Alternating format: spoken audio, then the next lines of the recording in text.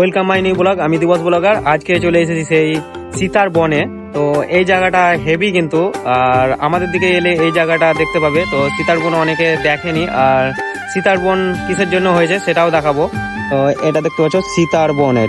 এটা মানে জঙ্গল, মানে গাছপালা অনেক আছে। আর সীতার বন কিসের জন্য, মানে সবাই সীতার বন বলছে, এটাকে কিসের জন্য দেখাচ্ছি। যে এইখানে একটা মানে দুটো সীতার ঘর ছিল, মানে রাম লক্ষ্মণ সীতা। আর দেখতে পাচ্ছ এটা হচ্ছে সীতার ঘর। তো সীতার ঘরে জল এখন অনেক হয়ে গেছে। এটা হচ্ছে সীতার ঘর, আর এটা পুরো পাথরের তৈরি। আর একটা আছে সীতার ঘর, তো সেটা আমি দেখাবো। সেটা হচ্ছে এই দিকে আছে, এই সাইডে সব বসে আছে। তো আমি সেটা দেখাবো। তো পারলে তোমরা আসতে পারো। তো বনমোহনাপুর এসেই কিন্তু সেই সীতার ঘরগুলো দেখতে পাবে। আর এখানে সবাই পিকনিক করতে আসে।